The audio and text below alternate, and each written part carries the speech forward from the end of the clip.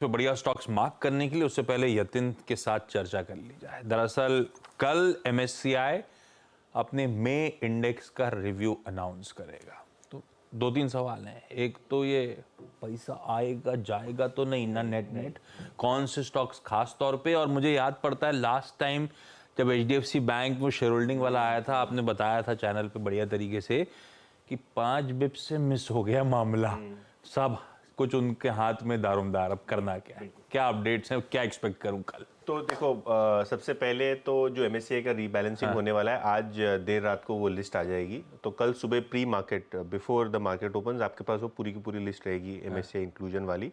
वो लिस्ट है हमारे पास, जो मोस्ट प्रोबेबल कैंडिडेट है नुआमा रिसर्च के हिसाब से। और ये जो रीबैलेंसिंग होगी वो 31 मई को होगी, यानी मंथ एंड में ये आपको रीबैलेंसिंग होती हुई दिखाई देगी 3 और 3:30 के बीच में, मार्केट क्लोजिंग के आसपास।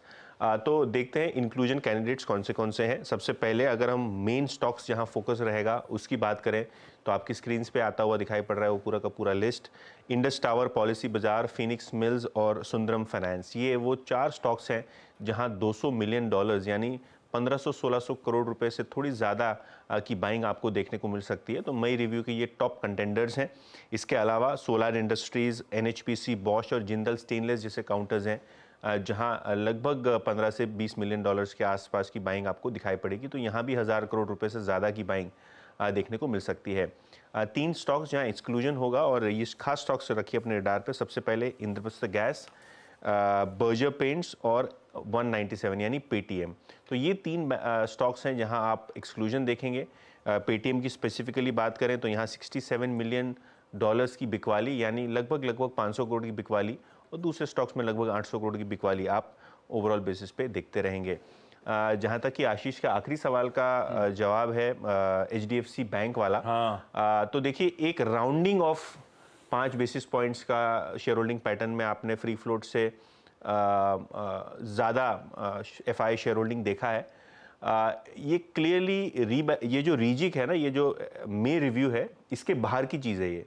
तो जो रिव्यू है उसके अंदर सारे के सारे हमने स्टॉक्स प्रोबेबल इंक्लूजन एक्सक्लूजन वाले कहें वो तो हैं ही, लेकिन ये एक अलग चीज़ है, ये रिव्यू का पार्ट नहीं है। ये नॉर्मल ऑनगोइंग बेसिस पे जो एमएससीआई जो कॉग्निजेंस लेती है एमएससीआई, वो उसके ऊपर है। जैसे आपको याद है out of the way Adani group के स्टॉक्स में इन्होंने थोड़े थोड़े वेट कट किए थे, क्योंकि थोड़े बहुत शेयर होल्डर्स जो थे उनको लगा फ्री फ्लोट का पार्ट होना चाहिए। तो इसी तरीके से अगर हम एचडीएफसी बैंक की बात करें तो यहाँ अगर एमएससीआई को लगता है कि चलो ये 5 बेसिस पॉइंट्स एक राउंडिंग एरर है और मौका देना चाहिए, तो इंक्लूड कर लेंगे वो लोग एचडीएफसी बैंक में। तो कल आप एक बड़ा गैप अप देख सकते हैं। जो क्वांट एनालिस्ट हैं उनका ये मानना है कि अगर आप बुक रूल पढ़ें तो एप्लीकेबिलिटी नहीं होगी। तो किसी टाइप का उसको मतलब मिस तो मिस वो 5 बेसिस पॉइंट्स मिस हो गया तो मिस हो गया। डिस्क्रिशन होता है ऑब्वियसली एमएससीआई के पास, लेकिन देखते हैं कैसे ओवरऑल मोमेंटम रहता है, क्योंकि जो मार्च का शेयर होल्डिंग पैटर्न था उसमें तो 5 बिप्स थोड़ा ज़्यादा था एफआई होल्डिंग। अगर वो 5 बिप्स से कम हो जाता तो बिल्कुल ही आ ही जाता वो शॉर्ट बिप्स। तो एकदम ऐसे टच एंड गो वाला मामला है। एमएससीआई के पास अब पावर है, वो क्या करते हैं क्या नहीं करते हैं। एफआई होल्डिंग रिड्यूस हुई थी, इतनी हो गई थी कि ट्रिगर हो जाता तो फिर खरीदने आ जाते, पर वो हो नहीं पाएगा शायद। खैर, हमारी ब्रोकरेज एकदम सटीक रहती हैं वैसे इंक्लूजन एक्सक्लूजन्स को लेकर, क्वांटम को लेकर।